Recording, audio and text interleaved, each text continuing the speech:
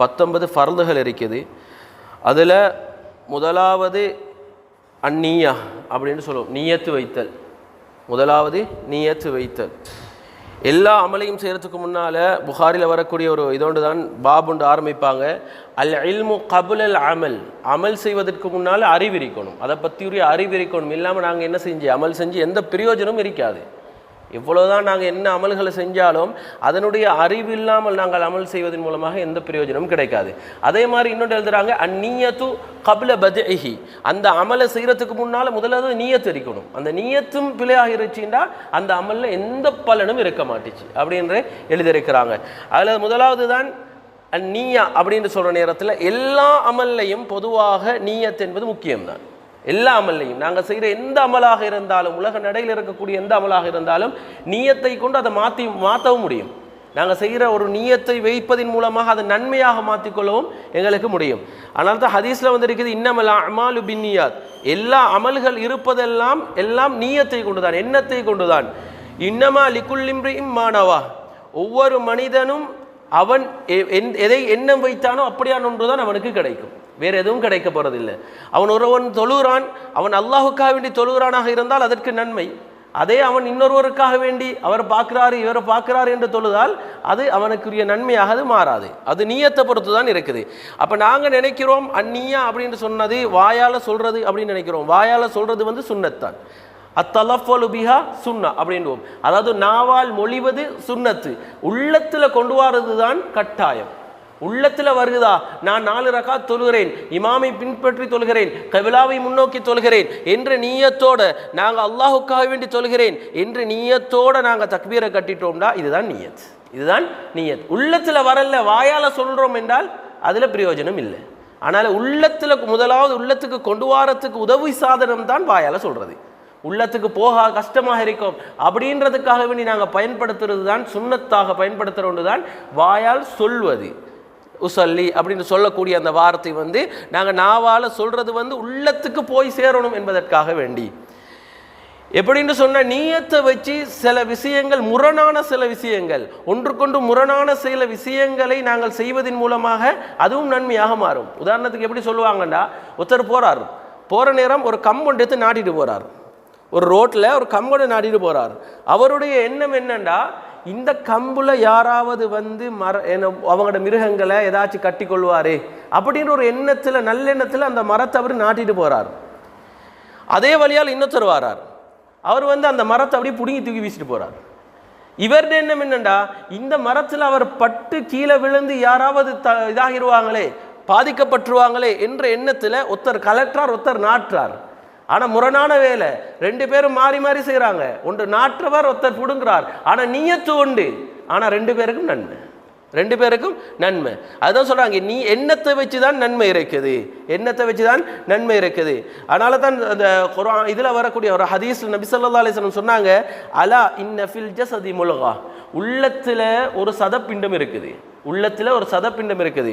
இதா சலுஹத் சலுஹத் சாயிரு ஜஸதி, அது சரியாகிட்டா அவருடைய முழு உடம்பும் சரியாகிறோம், முழு அமலும் முழு உடம்பும் அவருக்கு சரியாகிறோம்.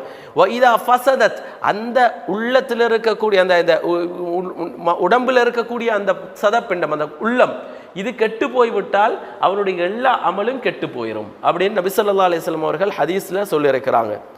ஒரு ஹதீஸில் வருது, எப்படின்னு சொன்னால் 3 பேரை பற்றி பேசுகிறான் அல்லாஹு தாலா. கியாமத்துடைய நாளையில் அல்லாஹு தாலா 3 பேரை பற்றி, ஒன்று ஷஹீத், இன்னொன்று ஆலிம், இன்னொருத்தர் நல்ல செலவழித்த தனவந்தர். இப்படியான 3 பேரை பற்றி அல்லாஹு தாலா அந்த நபி ஸல்லல்லாஹு அலைஹி வஸல்லம் அவர்கள் சொல்கிறாங்க.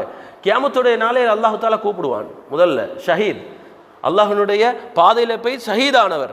இவரை கூப்பிட்டு கேட்குற நேரம், நீ என்ன செஞ்சாய், நான் செஞ்ச அருட்கொடையால் நீ என்ன செஞ்சாய்? அவர் சொல்லுவார், யா அல்லாஹ், நான் உனக்காக வேண்டி யுத்தம் செஞ்சு நான் ஷஹீதாயினேன். அல்லாஹு தாலா சொல்லுவான், நீ ஷஹீதாகினாய், ஆனால் நீ என்னத்தைக்காக வேண்டி ஷஹீதாகினாய்?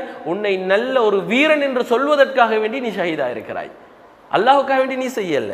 அதனால உமிர பிஹி, அவரை கொண்டு ஏவப்பட்டு ஃபசுஹிக பிஹி சும்ம ஹத்தா உல்கிய ஃபின்னார், அவரை கொண்டு போய் முகங்குப்புற இழுத்து கொண்டு போய் நரகத்தில் போடப்படும், முகங்குப்புற இழுத்து கொண்டு போய் நரகத்தில் போடப்படும் ஷஹீத். அல்லாஹ்வின் பாதையில் யுத்தம் செய்து மரணித்தார், ஆனால் நீயத்து சரியில்லை, உள்ளத்தில் நீயத்து பிழை. அடுத்தது ஒரு ஆலிம், ஆலிமை கூட்டிகிட்டு வருவாங்க. வந்ததுக்கு பின்னால அந்த ஆலிமிடத்தில் அல்லாஹ் கேட்பான். அவர் சொல்லுவார், யா அல்லாஹ், நான் உனக்காக வேண்டிய குர்ஆன் ஓதினேன், மற்ற மனிதர்களுக்கு படித்து கொடுத்தேன். அந்த நேரத்தில் அல்லாஹ் சொல்லுவார், நீ படித்து கொடுத்ததெல்லாம் உன்னை ஒரு ஆலிம் என்று சொல்லணும், உன்னைய காரி என்று சொல்லணும் என்பதற்காக வேண்டி நீ படித்து கொடுத்தாயே தவிர நீ எனக்காக வேண்டி படித்து கொடுக்கல என்று சொல்லி அல்லாஹ் தஆலா அவனையும் ஏவி அவனையும் கொண்டு போய் நரகத்தில் முகம் குப்புற கொண்டு போய் தூக்கி நரகத்தில் போடுவார். அதே மாதிரி அடுத்தவர் வருவார், இவர் செலவழித்தவர், அல்லாஹ்வினுடைய பாதையில் எல்லா விடயத்திலையும் செலவழித்தார். ஆனால் அல்லாஹ் தஆலா சொல்வான், நீ செலவழித்தது எதற்காகண்டா கொடைவல்லல் என்று சொல்லணும் என்பதற்காக வேண்டி நீ செலவழித்திருக்கிறாய். ஆனால் அவருடைய முகம் குப்புற அவரையும் கொண்டு போய் இழுத்து கொண்டு போய் நரகத்தில் போடப்படும். இதெல்லாம் காரணம் என்ன? நீயத்து மோசமாக இருக்குது, உள்ளத்தில் நீயத்து சரியில்லை. அல்லாஹு தஆலா அவருடைய அமலை கபூல் செய்யல, அவரை நரகத்துக்கு கொண்டு போய் சேர்க்கிறான். நல்ல ஒரு உதாரணத்தை எழுதியிருக்கிறாங்க. என்னென்னா, ஒரு மனிதனுடைய இஹ்லாஸ் எந்த அளவுக்கு இருக்கணும் என்பதற்கு ஒரு அழகான ஒரு சம்பவத்தை எழுதுறாங்க. என்னென்னா, ஒரு அரசன் வாழ்ந்து வந்தான். அந்த அரசன் சொன்னான், நான் ஒரு பள்ளி கட்டணும். அந்த பள்ளியில் ஊரில் இருக்கக்கூடிய யாருடைய பணமும் அதில் சேரக்கூடாது. ஒரு திர்ஹமோ ஒரு தீனாரோ ஒரு சதம் கூட அதில் சேரக்கூடாது. அது என்னுடைய சொத்து மட்டும்தான் அதில் இருக்கணும் சொல்லப்பட்டு பெரும் அழகிய ஒரு பள்ளியை கட்டினான். கட்டி அதற்கு பேர் விட்டான் என்ன? ஃபுலான் இப்னு ஃபுலான், அதாவது இன்னாருடைய மகன் இன்னார் அப்படின்னு பேரடித்து அந்த பள்ளியை கட்டி இருக்கிறான்.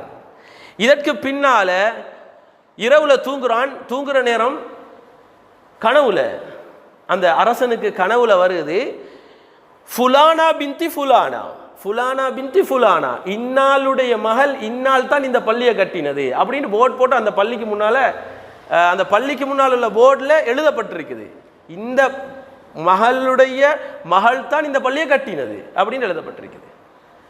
சரி, ஒரு நாள் விட்டான், பார்த்தான், அப்போ என்னோ கனவுல என்னோ மாறி வந்திருக்குமாய்க்கும் அப்படின்னு விட்டாச்சு. 2வது நாள் தூங்குறார், 2வது நாளும் பார்த்தால் ஃபுலானா பின்து ஃபுலானா, அதே பேர் அதே வார்த்தையோடு வந்திருக்குது. இப்போ இவருக்கு சந்தேகம், சரி 2வது நாள் தானே, 3வது நாளும் பார்த்தா அதே மாதிரி ஃபுலானா பின்து ஃபுலானா, இந்த பெண்ணுடைய மகள், இந்த பெண் இவள் தான் இந்த பள்ளியை கட்டினாள் அப்படின்னு அந்த பள்ளிக்கு முன்னால் போர்டு போட்டிருக்குது, அவர் போட்ட இடத்துல போர்டு போட்டிருக்குது. இப்போ அரசன் சொல்கிறான், யார் அந்த பெண்மணி, அவளை கூட்டிட்டு வாங்க, அவள் என்னவோ செலவழிச்சிருக்கிறாள், பள்ளிக்கு ஏதோ செலவழிச்சிருக்கிறாள், இல்லாட்டி அவள்கிட்ட பேர் வந்திருக்காது. அல்லாஹ் அந்த கனவுல அதை காட்டிருக்க மாட்டான். கூட்டிட்டு வர சொல்லுவாங்க. கூட்டிட்டு வந்ததுக்கு பின்னால அவள்கிட்ட கேட்கப்படுது, நீ என்னமாச்சு செலவழிச்சா? நான் சொன்னேன் தானே, ஒரு திர்ஹமோ ஒரு தீனார் கூட செலவழிக்க கூடாதுன்னு நான் சொன்னேன். நீ ஏதோ செலவழிச்சிருக்கிறாய், நீ என்ன செலவழிச்சாய்? கேட்ட நேரம் சொன்னால், ஏண்ட குடும்பத்துக்கு ஏண்ட பிள்ளைகளுக்கு நான் சாப்பாடு கொடுக்கறதுக்கு கூட வசதி இல்லை, நான் அங்கங்கே வேலை செஞ்சு தான் நானே செஞ்சு கொண்டிருக்கிறேன், என்னால் எதுவும் செய்ய இயலாது, நான் எந்த ஒரு தீனாருமோ எந்த ஒரு திர்ஹமோ நான் பள்ளிக்கு கொடுக்கவும் இல்லை, எந்த உதவியும் செய்யலை. வற்புறுத்தி கேட்ட நேரம் அவள் சொன்னால், நான் ஒன்றும் செய்யலை, ஆனால் ஒரே ஒரு முறை நான் வேலை செஞ்சு வார நேரம், அந்த காலத்தில் அந்த ஒட்டகங்களில் குதிரைகளில் தான் வேலைக்கு வருவாங்க, வேலை செய்கிறவங்களும் வருவாங்க. அந்த குதிரை அந்த பக்கம் இருந்துச்சு, சாப்பாடு இந்த பக்கம் இருந்துச்சு, குதிரை அந்த பக்கம் இருந்துச்சு, சாப்பாடு இந்த பக்கம் இருந்துச்சு.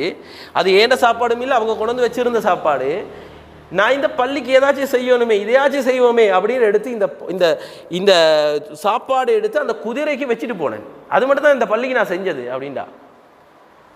உடனே விளங்கிட்டாரு, யார்ட மனசில் இஹ்லாஸ் இருக்குதோ அவருக்குத்தான் நன்மை, யார்ட மனசில் இஹ்லாஸ் இல்லையோ அவருக்கு எந்த நன்மையும் கிடையாது என்பதை அந்த நேரத்தில் உணர்ந்து அந்த அரசர் தௌபா செய்து கொண்டார் அப்படின்னு எழுதியிருக்கிறாங்க.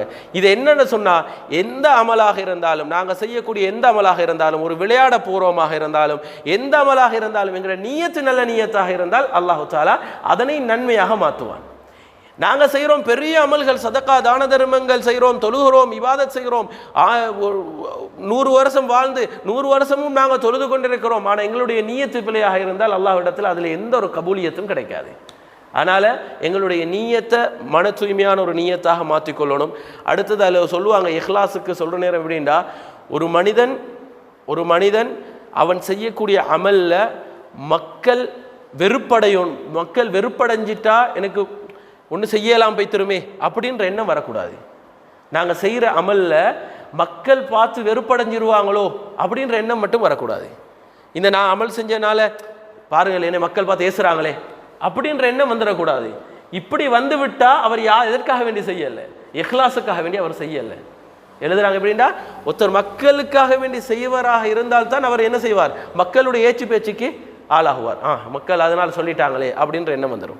அதனால் சொல்லுவாங்க, அந்த எண்ணம் மட்டும் உள்ளத்தில் இல்லை என்று சொன்னால் அவர் இஹ்லாஸோடு இருக்கிறார், அவர் இஹ்லாஸோட இருக்கிறார். அதனால் நாங்கள் எந்த அமலை செஞ்சாலும் முதல்ல நீயத், எங்களுடைய நீயத்து, தொழுகையினுடைய ஆரம்ப நீயத்து உள்ளத்தில் வரணும். நான் யாருக்காக வேண்டி, அல்லாஹுக்காக வேண்டி தொழுகிறேன். அடுத்தது, ஒரு மனிதன் அல்லாஹுக்காக வேண்டி தொழுகிறானாக இருந்தால் அவன் எந்த இடத்துல போனாலும் அல்லாஹுக்காக வேண்டி தொழுது கொண்டிருப்பான். அவன் மறைமுகமாக இருந்தாலும் சொல்லுவான், உம்மா வாப்பா கிட்ட இருந்தாலும் சொல்லுவான், இல்லாவிட்டாலும் சொல்லுவான். அவன் வெளிநாடுகளில் இருந்தாலும் யாருமே இல்லை, என்ன கேட்கறதுக்கும் பார்க்கறதுக்கும் யாரும் இல்லை, இப்படியான நேரமாக இருந்தாலும் அல்லாஹுக்காக வேண்டி தொழுவனாக இருந்தால் அவன் தொழுது கொண்டு தான் இருப்பான். இது யாருக்காக வேண்டி, அல்லாஹுக்காக வேண்டி தொழுவனாக இருந்தார். எனவே அப்போ நாங்கள் எங்களுடைய நீயத்தை முதலாவது நாங்கள் செய்யக்கூடிய எல்லா அமல்லையும் நீயத்தை சீர்படுத்தணும். அதில் முக்கியமானது எங்களுடைய தொழுகையில் நாங்கள் இன்ஷா அல்லாஹ் எங்களுடைய நீயத்தை சீர்படுத்திக் கொள்வோம். இன்ஷா அல்லாஹ் தொடர்